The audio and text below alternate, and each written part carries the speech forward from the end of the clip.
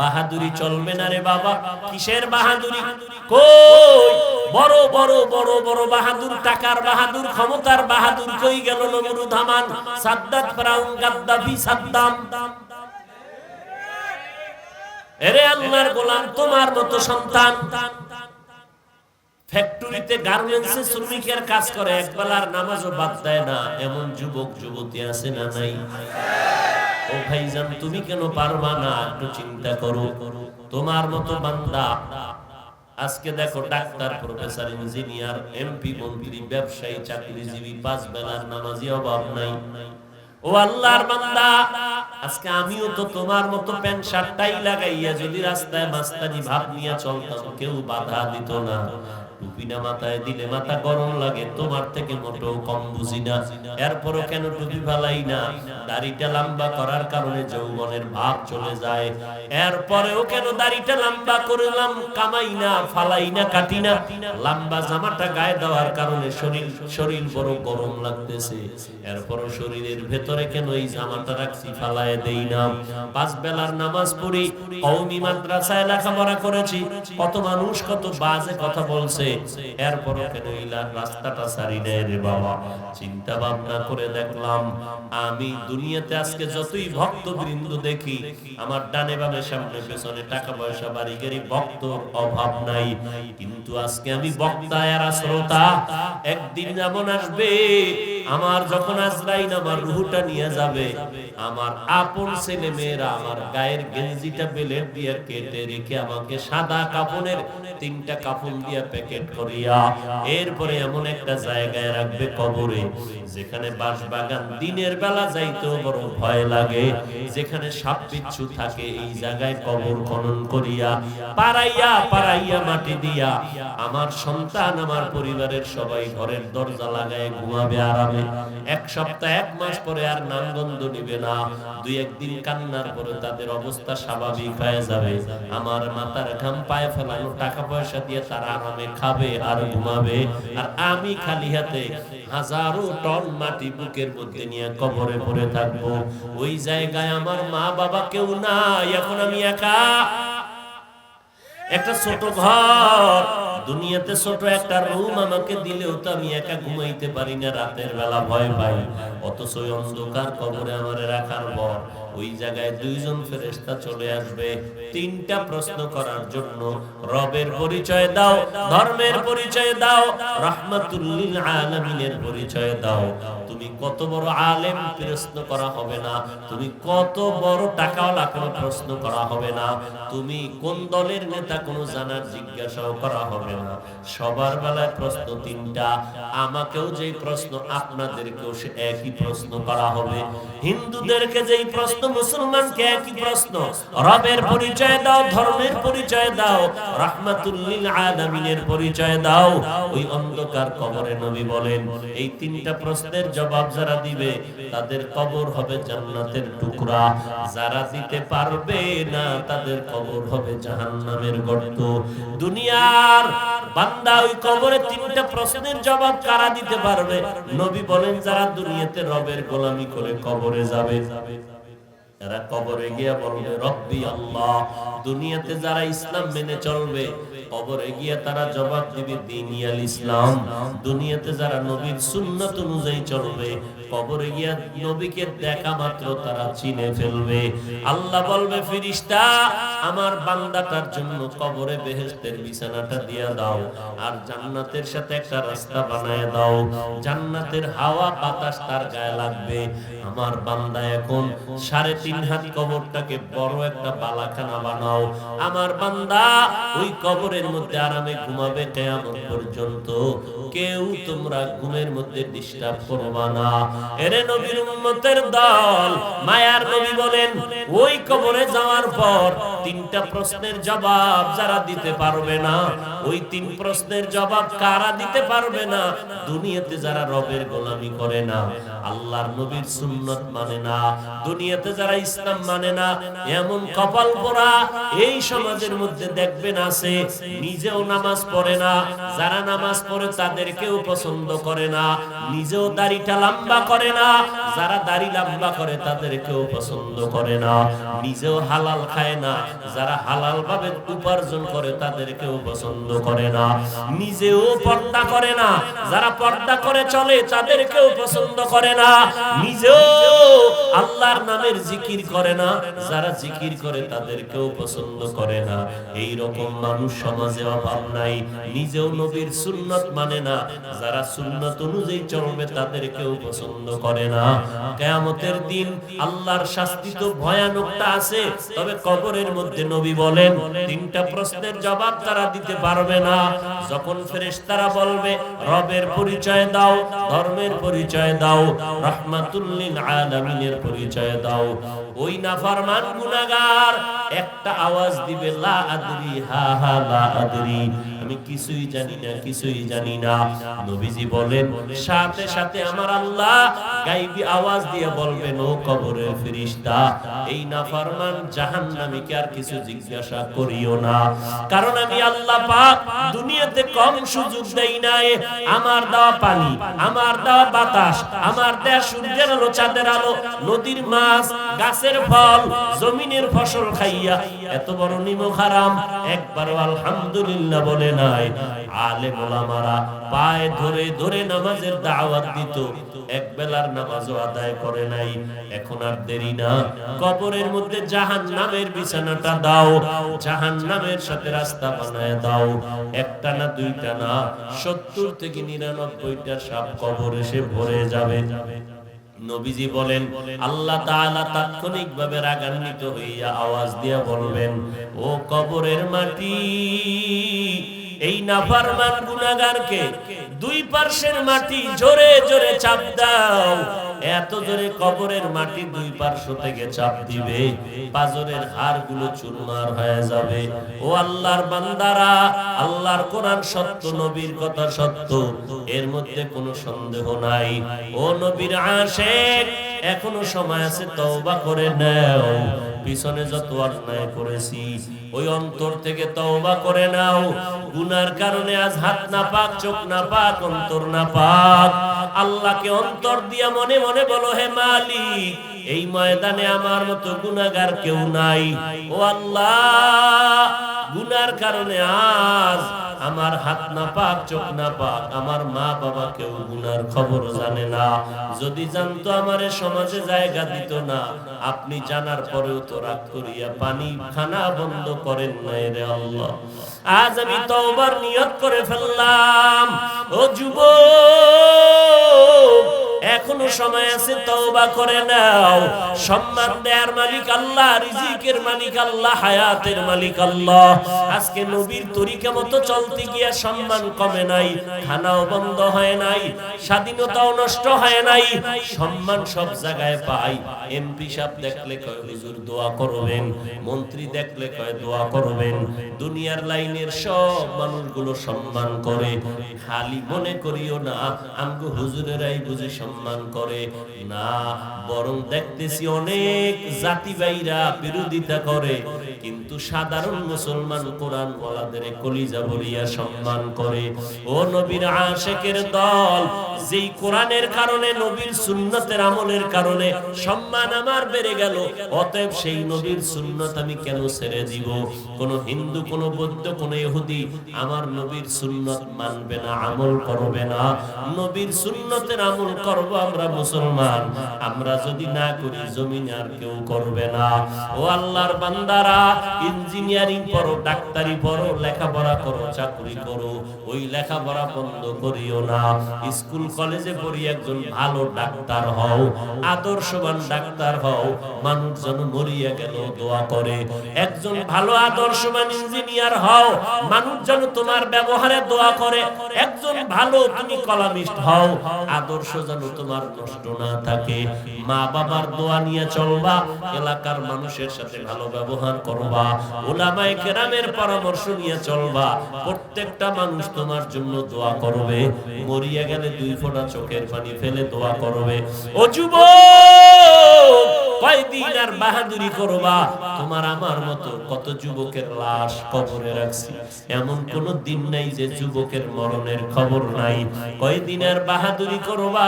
আল্লাহর কাছে তওবা করে নাও। গলায় চুরি আসলে মরিয়া যাব, তারপরে আজ থেকে আর নামাজ ছাড়বো না, নবীর তরিকার বাহিরে চলবো না, মা বাবাকে কষ্ট দিব না।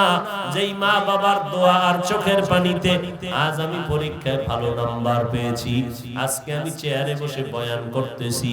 যেই মা বাবার চোখের পানি আর দোয়ার কারণে আজ আমার মানুষ আজ আমাকে সম্মান করে, ওই মা বাবার চোখের পানি আর দোয়ার কারণে আজ ভাইজান তুমি টাকার মালিক, বাড়ি গাড়ির মালিক, তোমার সম্মানের চেয়ে আর মা বাবার চোখের পানির কারণে ওই মা বাবার দোয়া নিয়ে সামনে আগাও, ওলামায়ে কেরামের পরামর্শ নিয়ে আমল শুরু করে দাও। জীবন গেল আর নামাজ ছাড়বো না, বেপরদায় চলবো না, দাড়ি কাটবো না, নবীর তরিকার বাহিরে চলবো না, মা বাবার বরদোয়া নিব না, ওলামায়ে কেরামের বিরুদ্ধে যাব না। আল্লাহর কাছে তওবার নিয়ত যদি করো, আল্লাহ বলেন বান্দা খাঁটি অন্তরে যদি তওবা করে আমি জীবনের সব গুনাহ মাফ করে দিব। আল্লাহর বানানো মাখলুক মশার কাছে আমরা দুর্বল, বাতাসের কাছেও দুর্বল, আমরা প্রত্যেকটা পৃথিবীর মাখলুকাতের কাছে বড় দুর্বল। কোন দিক থেকে দুর্বল? খানার দিক থেকেও দুর্বল, ঘুমের দিক থেকেও দুর্বল, মেধার দিক থেকেও বড় দুর্বল, আখিরাতের লাইনেও আমরা দুর্বল, দুনিয়ার লাইনেও আমরা দুর্বল। আমাদের মতো দুর্বল কোন প্রাণী আর নাই।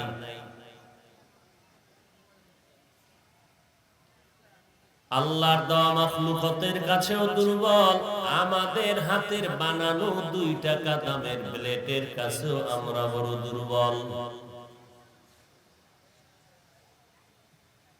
একটা পিপিলিকায় যদি মেজাজ গরম করে, বনিয়াদমরে ঘুমাইতে দিবে না, খানা খেতে দিবে না, কোনো বনিয়াদম পারবে না।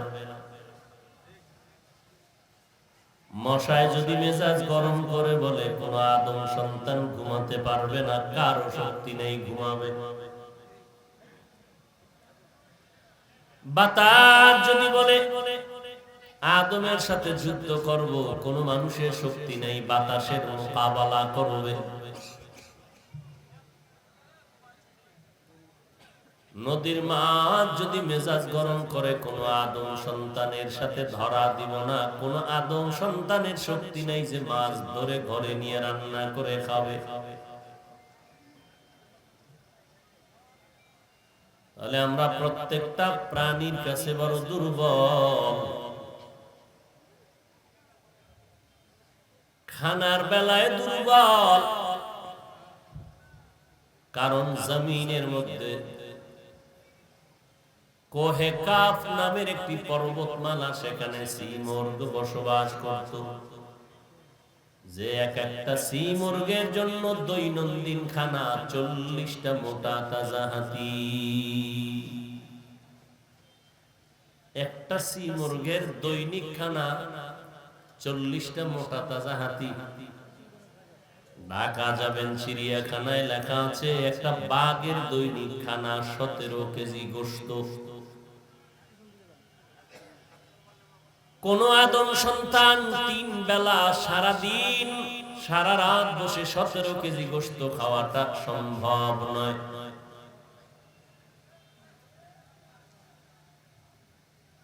নদীর ভেতরে বড় বড় সমুদ্রে বড় বড় নীলতিমি আছে, এক একটা নীলতিমি দৈনিক খানা 1000 কেজি চিংড়ি মাছ। কোন মানুষের দ্বারা সম্ভব না যে দৈনিক 1000 কেজি চিংড়ি মাছ খাবে। আমরা খানার বেলায় বড় দুর্বল, আমরা মেধার বেলায় বড় দুর্বল। ইঞ্জিনিয়ার বিল্ডিং করেছে, আঁকা বাঁকা হলো, আর এক ইঞ্জিনিয়ার বলে ভেঙে ফেলো, মেয়াদ থাকবে না, পরে মরে যাবে। আমাদের চোখের চাহনির মধ্যেও দুর্বলতা, কথার মধ্যেও দুর্বলতা। আমাদের দুর্বলতার কোন সীমানা নাই, আমরা চূড়ান্ত ভাবে দুর্বল। দুনিয়ার লাইনেও দুর্বল, আখিরাতের লাইনেও বড় দুর্বল। নিজেদেরকে যারা বড় জ্ঞানী মনে করি, বড় একজন ডাক্তার লেখাপড়া অর্জন করে ডাক্তার হলো, এমবিবিএস ডাক্তার, এফআরসিএস এর সার্টিফিকেট লাগাইলো, এমসিবিএস এর সার্টিফিকেট নিল। এই এমবিবিএস ডাক্তারের মধ্যে একে অন্যের কাছে দুর্বল। এক ডাক্তার নাক কান গলা বিশেষজ্ঞ নিয়ে চেম্বারে বসলো। ওই ডাক্তারকে যদি বলি, ডাক্তার আমার পেটের রোগ ভালো করে দাও, বলে নাক কান গলা সম্পর্কে আমার অভিজ্ঞতা আছে, পেট নিয়ে ভাবার সুযোগ নাই। যাও তুমি মেডিসিনের ডাক্তারের কাছে যাও, পেটের চিকিৎসা করে নাও। মেডিসিনের ডাক্তারকে যদি বলি নাক কান গলা ভালো করে দাও, বলে সম্ভব না, নাক কান গলার বিশেষজ্ঞ ডাক্তারের কাছে যাও। তাহলে আল্লাহ তাআলা দেখায় দিলেন একটা মানুষ দুনিয়ার লাইনে একে অপরের প্রতি দুর্বল। লোকটার বাড়ির অভাব নাই, টাকার অভাব নাই, সম্মানের অভাব নাই, কিন্তু গরিব যদি ড্রাইভিং এ না বসে, লোকটার চলা চলে না, পঙ্গু। তাহলে একটা কোটিপতি একটা গরিবের কাছে দুর্বল। চতুর্মুখী আমরা বড় দুর্বল, আমাদের মতো দুর্বল কেউ নাই। আখিরাতের লাইনেও আমরা বড় দুর্বল। যারা কোরআন শরীফ পড়তে জানি না, যারা জানে তাদের কাছে আমরা দুর্বল। যারা কোরআন পড়তে জানি কিন্তু তরজমা জানি না, তরজমা জাননেওয়ালার কাছে আমি দুর্বল। কোরআনের অর্থ জানছি কিন্তু কোরআনের তাফসীর জানি না, যিনি তাফসীর জানে তার কাছে আমি দুর্বল। আমি কোরআনের তাফসীর জানি কিন্তু কোরআনের আয়াত পড়ে পড়ে হাদিসের আলোকে ফতোয়া দিতে পারি না, আমি মুফতি সাহেবের কাছে বড় দুর্বল। তাহলে দুনিয়ার লাইনেও দুর্বল, আখিরাতের লাইনেও দুর্বল। খানার বেলায় দুর্বল, ঘুমের বেলায় দুর্বল, মেধার বেলায় দুর্বল, শক্তির বেলায় দুর্বল। সব মানুষ দুর্বল, কিন্তু মুমিনকে আল্লাহ পাক কেন বললেন সাহায্য প্রার্থনা করো, অন্য মানুষকে কেন বলেননি? আল্লাহ বুঝায় দিলেন জান্নাত আমার মুমিনেরা পাবে, আর কোন বান্দা বান্দীকে আমি জান্নাত দিব না। কোন বেঈমান কখনো জান্নাত পাবে না, কোন নাস্তিক কখনো জান্নাত পাবে না। জান্নাত যারা পাবে তাদের ঈমান থাকতে হবে। ঈমানের পর্যায়টা কম থাক আর বেশি থাক, ঈমান না থাকলে ওই বান্দা বান্দী কখনো জান্নাত পাবে না। এই জন্য আল্লাহ বলেন, আর মুমিন যারা, তোমরা যদি জান্নাত পেতে চাও, জান্নাতটা পাওয়ার জন্য বান্দা তুমি ঈমানটারে মজবুত করতে হবে। আর ঈমানটা যদি মজবুত করতে চাও, দুনিয়ার লাইনে চলতে গেলে তোমার সাহায্য ছাড়া হবে না। তুমি ঈমান নিয়া জান্নাতের পথে যদি চলতে চাও, পারবা না, কারণ তুমি বড় দুর্বল। খানার বেলায় দুর্বল, মেধার বেলায় দুর্বল, তোমার দুনিয়ার লাইনেও দুর্বল, তুমি আখিরাতের লাইনেও বড় দুর্বল। এমত অবস্থায় তুমি যেই জমিনের মধ্যে চলাফেরা করবা, ওই জমিনের পরিবেশটাও বড় নাপাক। ডানে বামে সামনে পেছনে যেদিকেই তাকাও, হাতের গুনাহ, চোখের গুনাহ, কানের গুনাহ, জবানের গুনাহ, অঙ্গ প্রত্যঙ্গকে গুনাহ থেকে বাঁচানোর কোনো পথ নাই। দুনিয়ার পরিবেশটাও বড় দুর্বল। এই দুর্বল পরিবেশে ঈমানটাকে মজবুত করা বড় কঠিন। নাম্বার 3, তুমি একটু ব্যক্তিগতভাবে দুর্বল, দুনিয়ার লাইনে থাকিয়া যে আমল করবা, দুনিয়ার পরিবেশটাও বড় দুর্বল। মসজিদে ঢুকতেছো, সেখানেও দুর্বল শুরু হয়ে গেল। আরামে বসিয়া মনটা খুলে আল্লাহর মহব্বতে নামাজ পড়বা। সমস্ত দুনিয়ার বেদিন বেঈমানেরা এমন এক মেডিসিন তোমার হাতের মধ্যে তুলিয়া দিয়েছে, মক্কায় গিয়াও ওই মেডিসিনের কারণে তোমার ঈমান আমল দুর্বল হয়ে যাইতেছে। ওই গজবের মেডিসিনের নাম হলো এই মোবাইল। এত জোরে ঠিক বললেন কি আপনি অন্যায় করেন না? হাসতেছেন না? খুব খুশির কথা বলছেন। হ্যাঁ, যদি মুহাম্মাদের উম্মত না হইতেন তাহলে এখনই আপনি পরিচয় পেয়ে যাইতেন আপনার হাসির দাম কত। যদি মুহাম্মদের উম্মত না হইতেন, ঘুমের থেকে উঠে দেখতেন গুনার কারণে চেহারা বানরের মতো, কুকুরের মতো হয়ে আছে। শুধু মুহাম্মদের উম্মত হওয়ার কারণে হাজারো অপরাধ করার পরেও আমার আল্লাহ চেহারাটার পরিবর্তন ঘটায় না, শুধু নবীর মুহাব্বতের কারণে। কিন্তু সূরাতে উপরে দেখা যায় আমি মানুষ, কিন্তু আমার অন্তর নিকৃষ্ট হায়ওয়ান জানোয়ার থেকেও খারাপ। এরে নবীরা শেখ, দুনিয়ার পরিবেশটা বড় নাপাক। কোথায় বসে একটু ইবাদত করবেন? ঘরের মধ্যে বসে ইবাদত করবেন, এই মোবাইল আপনাকে ডিস্টার্ব করে, পরিবেশ নাপাক। আল্লাহর ঘর জমিনের মধ্যে শ্রেষ্ঠ জায়গা, যার মতো পবিত্র জায়গা নাই। ওই ঘরে যাবেন, সেখানে এখন দলাদলি তুমুল লড়াই চলছে, দল দল ভাগ ভাগ চলছে। কে জোরে আমিন বলে, কে আজকে বলে, কে হাত নবীর মধ্যে বাঁধে, কেউ বুকের উপরে বাঁধে, নিয়ে দ্বন্দ্ব বিদ্বন্দ্ব চলতেছে দলাদলিতে। আল্লাহর ঘরও এখন নিরাপদ নাই ইবাদতের ক্ষেত্রে। সেখানেও ঝগড়া, সেখানেও মারপিট। মসজিদের মধ্যেও মানুষ শান্তিতে আল্লাহর ইবাদত করতে পারে না। তাহলে দুনিয়ার পরিবেশ না পাক, আমি দুর্বল। 3 নাম্বার, আমি যে জান্নাতের পথে আগাবো, আমাকে 3 দল শয়তান আমারে ধাওয়া করে, পেছন থেকে টানে আমাকে জাহান্নামে নেওয়ার জন্য। এক শয়তান হলো ইবলিস, জিন শয়তান।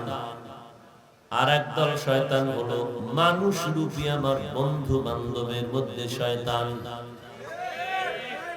আর একদল শয়তান হলো আমার নফসের ভেতরে, ভেতরে থাকে বডির মধ্যে, এটাকে নফস শয়তান বলে।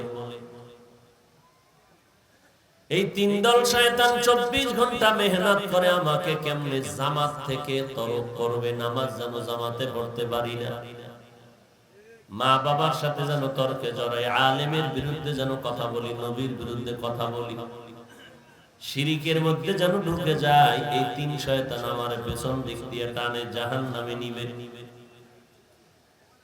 এত ঝামেলার ভেতরে আমি একা, শত্রু আমার ডানে বামে, ভেতরে সামনে পেছনে, আমি এখন কেমনে আগাবো? আল্লাহ বলেন, আগানোর কোনো পথ নাই। যদি আগাইতে চাও, সাহায্য ছাড়া তুমি আগাইতে পারবা না। একা একা পারবা না, তুমি পড়ে যাইবা। এখন তুমি সাহায্য যে নিবা, কার থেকে সাহায্য নিবা, কিভাবে নিবে, এটা ভালো করে জানো। সাহায্য ছাড়া চলার উপায় নাই। এই কথার মধ্যে সব একমত হয়ে গেলাম যে কোন মানুষ সাহায্য ছাড়া, অন্যের সহযোগিতা ছাড়া চলতে পারবে না। না দুনিয়ার লাইনে পারবো, না আখিরাতের লাইনে পারবো। দুনিয়ার লাইনে পারবো না, আমার টাকা পয়সা বাড়ি গাড়ি আছে, কিন্তু চলার মতো গাড়ির চালানোর যোগ্যতা আমার নাই। অতএব আমার ড্রাইভার লাগবে গরিব।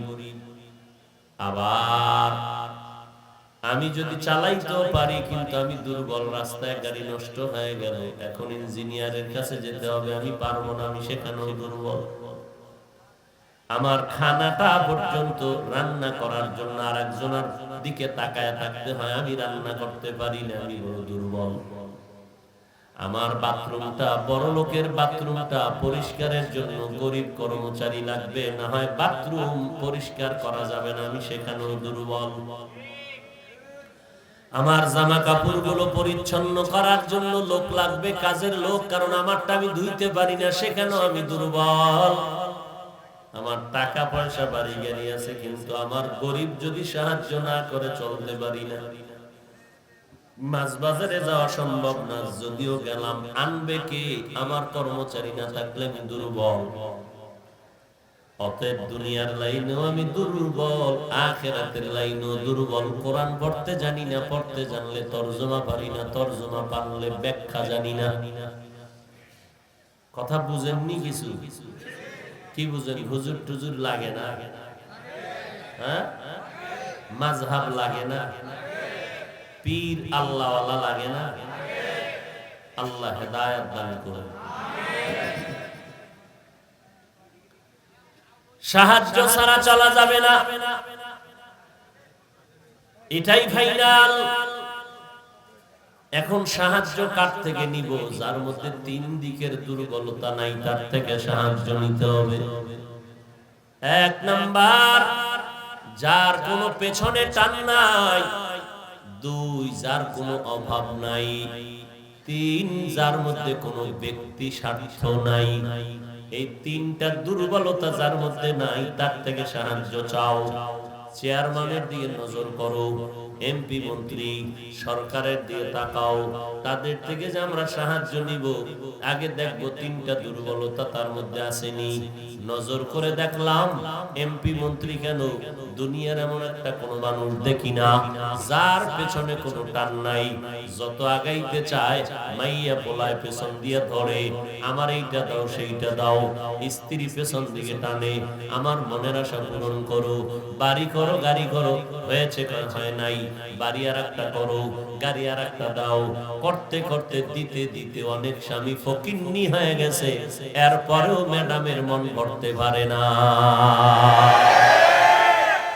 এরকম ম্যাডাম জগতে আছে না নাই?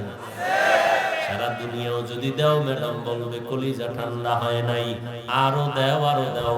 একটু যদি স্বার্থে আঘাত লাগে, বলে এই ঘরে এসে কখনো শান্তির বাতাস পেলাম না, কষ্ট করে করে জীবনটা কাটায় দিলাম। এইভাবে জীবন চলে। কত স্বামী জীবনটা উৎসর্গ করিয়া স্ত্রী পরিবার সন্তানের পেছনে সব বিলীন করে দেয়। জীবনটাকে জীবন বলে না, রাত নাই দিন নাই ঘুম নাই খানা নাই, সব দেওয়ার পর অনেক আল্লাহর বান্দি ওই স্বামীর কষ্টের টাকা পয়সা মন মতো বন্ধু বান্ধবের পেছনে নষ্ট করে। এমনকি ওই আল্লাহর বান্দিরা স্বামীকে রাস্তার ভিক্ষুক বানাইয়া অন্য রাস্তায় চলে যায়। কষ্ট করে থাকবে তাও না, রাস্তা আর একটা দোষ। স্বামীটা খাইয়া ভিক্ষুকের থালা দিয়ে অন্য রাস্তায় চলে গেল। এরে আল্লাহর গোলাম, তাহলে জমিনের মধ্যে এমন একটা মানুষ নাই যার কোনো পেছনে টান নাই। আমাকেও পেছনে টানে, আপনাকেও পেছন দিকে টানে। প্রত্যেকটা মানুষের কোয়ালিটি অনুযায়ী তার পেছনে টানে। তিনটা দুর্বলতা যার নাই, তার থেকে সাহায্য চাইতে দেরি পাইতে দেরি হবে না। চেয়ারম্যান সাহেব আমারে 5,000 10,000 টাকা দেন। চেয়ারম্যান সাহেবকে চাইতে চাইতে চাইতে চাইতে মাস গেল, বছর গেল, এরপরও দেয় না।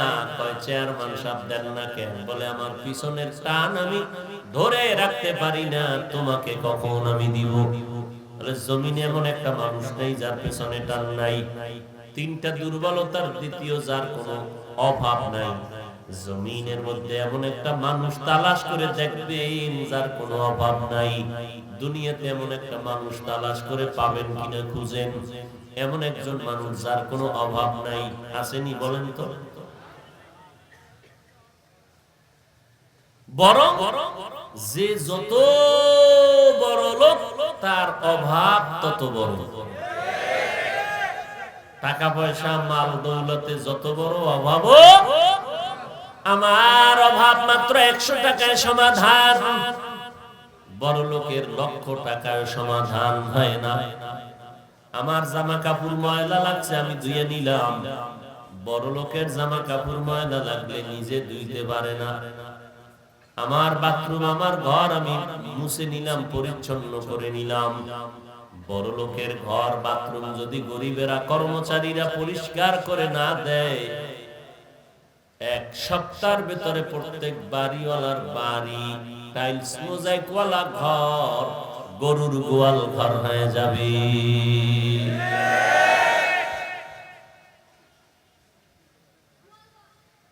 কঠিন হালাত। তাহলে কি পরিমাণ দুর্বল বড় লোকেরা গরিবের কাছে, কি পরিমাণ দুর্বল।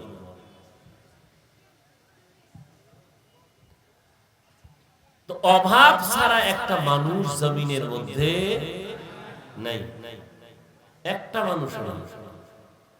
তিন নাম্বার, যার স্বার্থ নাই এমন একজন পীর বুজুর্গ বের করেন যার স্বার্থ নাই। কথা বলেন না বলেন, আছে আপনাকে পিসাব টিসাব আছেন কেউ? স্বার্থ নেই এমন কোন পীর, বরং মুরিদিটি খাইয়া পীর 10 তলা বিল্ডিং বানায় কয় আসো এখানে ঢুকলেই জান্নাত রেডি। আছে না নাই? তাহলে পীর মুরিদেরটা খাইয়া, মুরিদের ফকির নিজে ধনী, তাহলে স্বার্থ আছে না নাই? স্বার্থ ছাড়া পৃথিবীতে দুইটা মানুষ মোনাজাত দিয়ে দেবো রে বেড়া, ডিস্টার্ব করিস না। দুইটা মানুষ পাইছি যার কোনো কি নাই। কথা বলে না কয়জন? এও ভেজাল বিজে গেছে। গোটা দুনিয়া তালাশ করে দুইজন মানুষ পেয়েছিলাম যার কোনো স্বার্থ নাই। একজন আমার আব্বা জান, দ্বিতীয় হলো আমার আম্মা জান। কিন্তু না, সোনার বাংলায় তাকায় দেখলাম না, বাবা স্বার্থের কারণে সন্তানের জবাই করে, সন্তান স্বার্থের কারণে মা বাবারে জবাই করে। আপনাদের থানায় গিয়ে ঢুকিয়া দেখবেন কত মা বাবা সন্তানের বিরুদ্ধে মামলা দায়ের করে রেখেছে, আবার কত সন্তান মা বাবার বিরুদ্ধে মামলা করেছে। এই সোনার বাংলায় নজিরবিহীন প্রমাণ আমাদের চোখের নজরে আছে। মা বাবা সন্তানের জবাই করেছে, সন্তান মা বাবারে জবাই করেছে। অভাব নাই, তাহলে নজর করে দেখলাম মাও স্বার্থ ছাড়া চলে না, বাবাও স্বার্থ ছাড়া চলে না। জমিনে এমন একটা মানুষ নাই যার কোনো স্বার্থ নাই, অভাব নাই। এমন একটা মানুষ নাই যার কোনো অভাব নাই। জমিনে এমন একটা মানুষ খুঁজে পাওয়া যাবে না যার পেছনে টান নাই।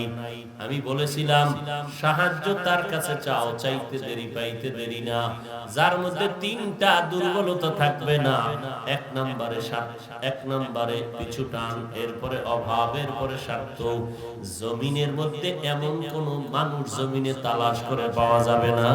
হ্যাঁ, একজন পাওয়া যাবে যার পেছনে কোনো টান নাই, যার কোনো স্বার্থ নাই, যার কোনো অভাব নাই। তিনি হলেন আমার একমাত্র আল্লাহ। আল্লাহর পিছনে টান আছে নাইয়া বলা আছে না? লাম ইয়ালিদ লাম ইউলাদ উলাইকাস ওয়ালিদু মাউলুদেরা খালিকাস। আল্লাহ বলেন আমার ছেলে নাই, মেয়ে নাই। দুনিয়াওয়ালারা চাইলে বেজার হয়, আমি আল্লাহ না চাইলে বেজার। কারণ দুনিয়াওয়ালারা স্বার্থ বড় ভাবি, আমি আল্লাহর কোনো স্বার্থ নাই, কোনো অভাব নাই। আমি বেঈমানেরও দেই, মুমিনেরও দেই। একই নদীর মাছ মুমিনেরাও যেইভাবে খাওয়ার স্বাধীনতা পায়, বেঈমানেরাও খাওয়ার স্বাধীনতা পায়। বেঈমান যখন মাছ খাইতে গেছে আমি কল্লা দরিয়া টিপ দেই নাই, কারণ আমি আল্লাহর কোনো স্বার্থ নাই। আমি স্বাধীন করে দিলাম, যেই গাছের ফল মুমিনেরাও খাবে, বেঈমানেরাও সেই গাছের ফল খেতে পারবে, কোনো সমস্যা নাই।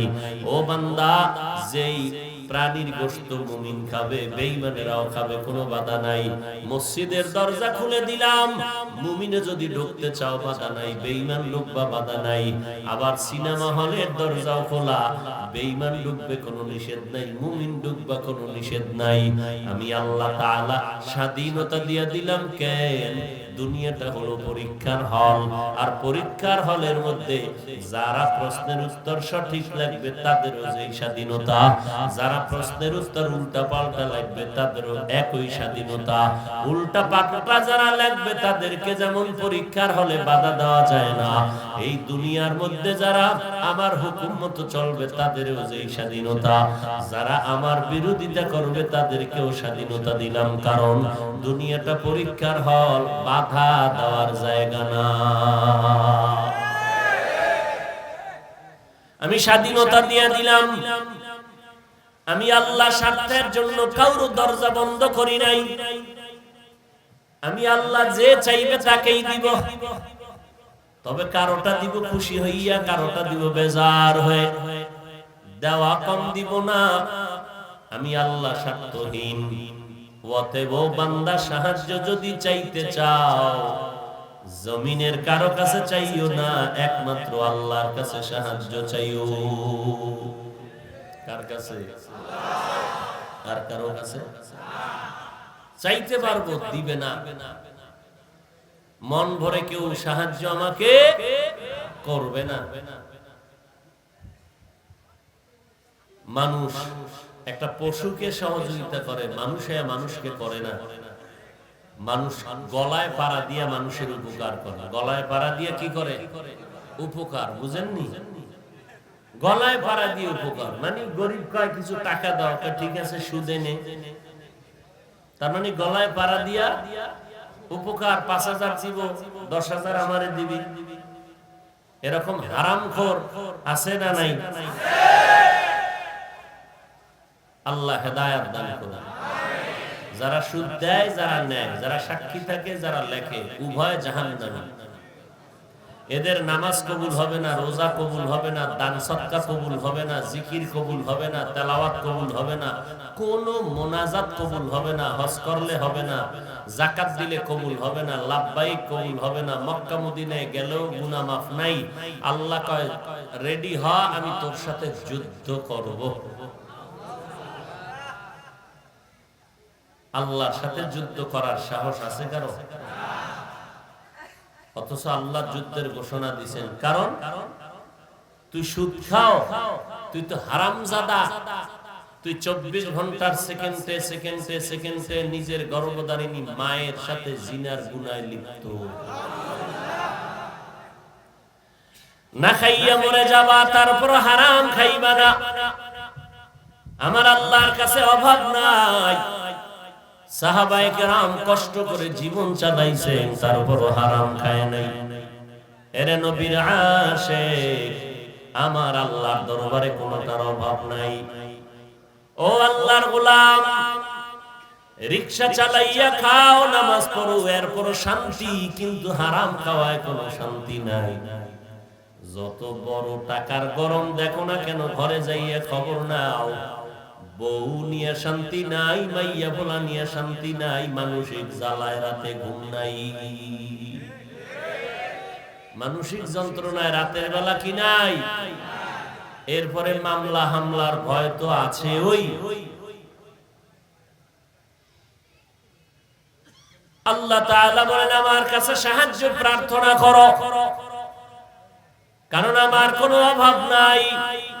দুনিয়াওয়ালারা দিব দিব বলে দরজা খুলে আবার আটকায় দেয়।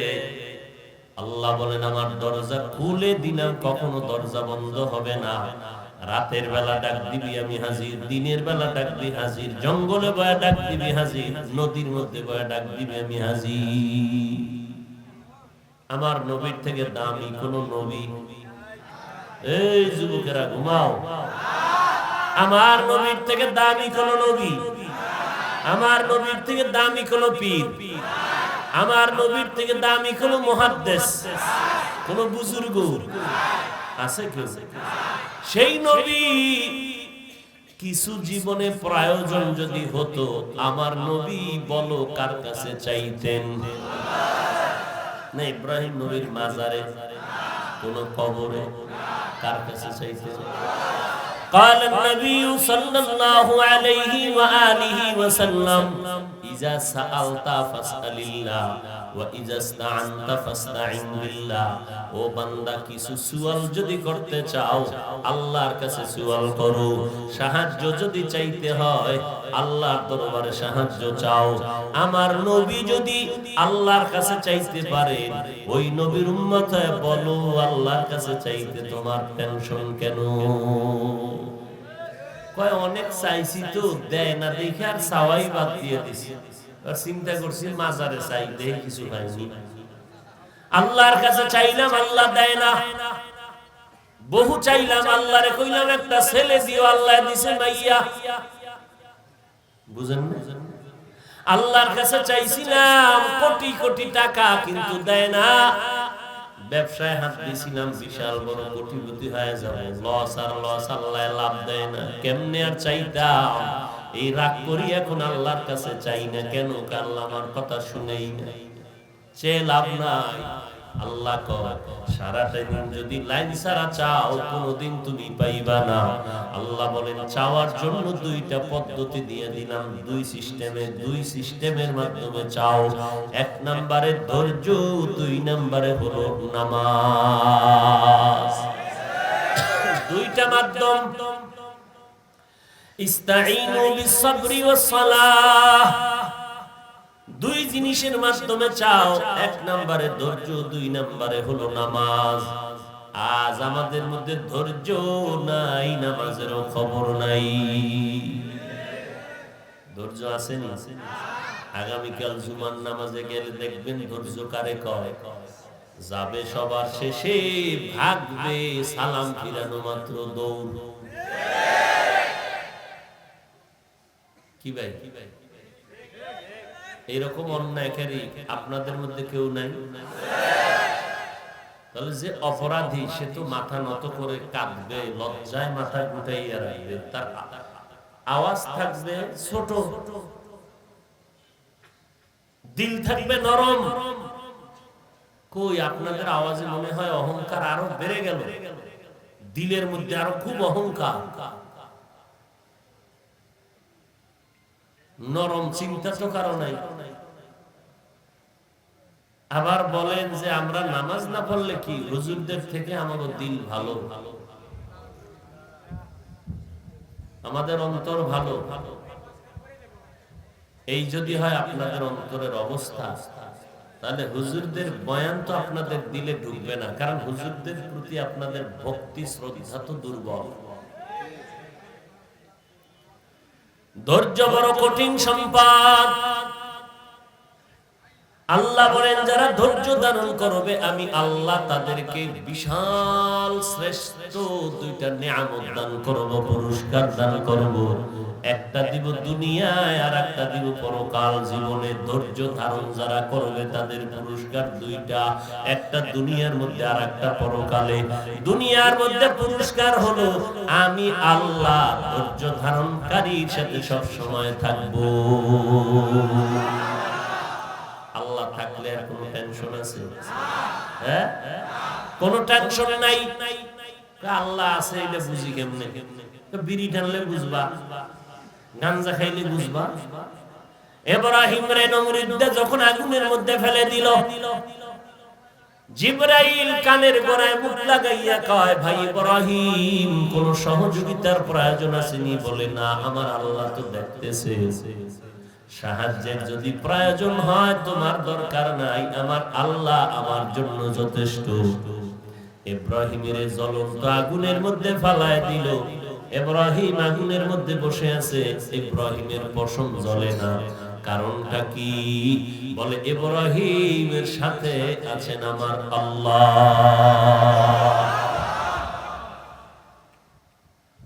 আল্লাহ যার সাথে আছে তার কোনো পেরেশানি নেই, কোনো ভয় নাই। আল্লাহ পাক ওই বান্দার সাথে যে ধৈর্য ধারণ করবে, ধৈর্য তিন প্রকার। গুনাহের বেলায় ধৈর্য, মুসিবতের বেলায় ধৈর্য, ইবাদতের বেলায় ধৈর্য। মুসিবত আসছে তুমি ধৈর্য ধারণ করো, সবর করো, আল্লাহর সাহায্য চাও। ধৈর্য ধারণকারীদের একটা গুণ আল্লাহ কোরআনে বলছেন, এরা মুসিবত আসলেই বলবে ইন্না লিল্লাহি ওয়া ইন্না ইলাইহি রাজিউন। ধৈর্য ধারণ করবে, হাজারো মুসিবত আসবে, আমি পেরেশান হব না, আমার আল্লাহর উপরে আমি ভরসা করব। দেখব মুহূর্তের মধ্যে বিপদ আমার থেকে কেটে গেল। মুসিবতে ধৈর্য ধারণ করা, গুনাহের বেলায় ধৈর্য ধারণ করা। ও বান্দা, ফজরের 4 রাকাত নামাজ পড়তে মাত্র 20 মিনিট লাগবে। ও বান্দা, ওই 20 মিনিটের ঘুমের মজা পাইয়া তুমি 4 রাকাত নামাজ ছেড়ে দিলা। ধৈর্য ধারণ করিয়া যদি একটু উঠা, ধৈর্যের সাথে পানি দিয়ে ওযু বানাইয়া, ধৈর্যের পরিচয় দিয়া যদি নামাজে যাইতা, আল্লাহ পাক রব্বুল আলামিনের পয়গম্বর বলে ঘুমাইয়া যেই সময় কাটাইছো ওই সময়টাও নেকের পাল্লায় ওজন দেওয়া হবে।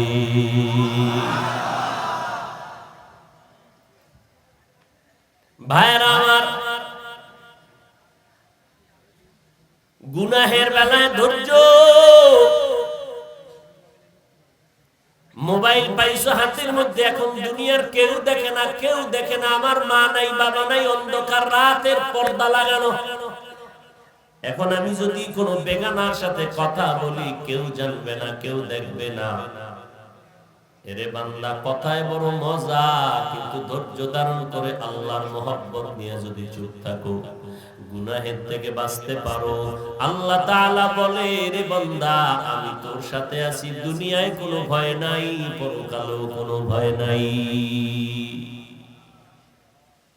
ইবাদতের বেলায় ধৈর্য।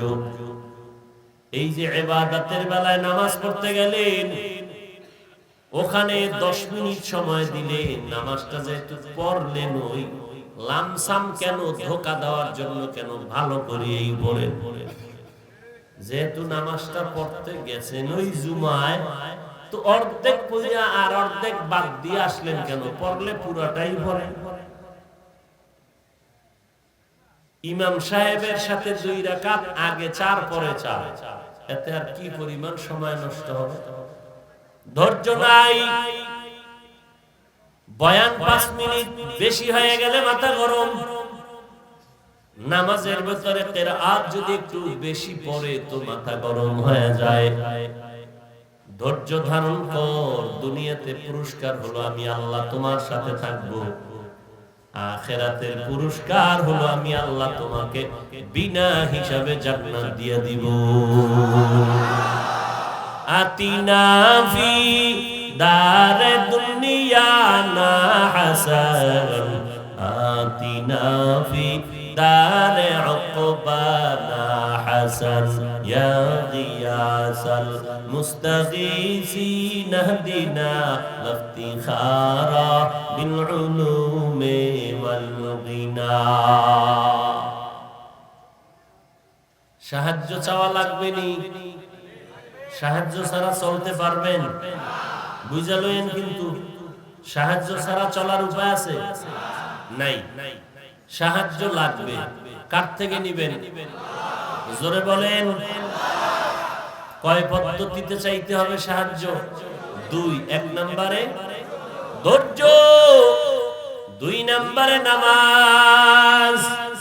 বছরে একবার নামাজ, তাহলে মাসে একবার, তাহলে কথা বলেন। দৈনিক 5 বেলার নামাজ, মাঝে মাঝে 2-1 বেলার নামাজ ছেড়ে দিলে কোনো সমস্যা হবে? হবে? তাহলে পিঠটারে রেডি করে যাও, ফেরেশতারা লেখা নিছে। হবে বলার পরেও যারা নামাজ পড়ো না, কেমন শাস্তি তোমার জন্য অপেক্ষায় আছে চিন্তা করো রে বাবা। এরে যুবক, মনে মনে ভাবতেছো হুজুরদের কথা কয় আমি তো মন মতো চলবো, মনে মনে ভাবতেছো হুজুরদের কথার কোনো ভ্যালু নাই। না রে বাবা না, আজ পর্যন্ত 1500 বছর হয়ে গেল আল্লাহর কোরআনের একটা ভুল কেউ বের করতে পারে নাই, বরং ভুল বের করতে গিয়া কত বিধর্মীরা পর্যন্ত কালেমা পড়ে মুসলমান হয়ে গেল। ও যুবক, আজকে তুমি বয়ান শুনতেছো, মানবা কিনা জানা নাই।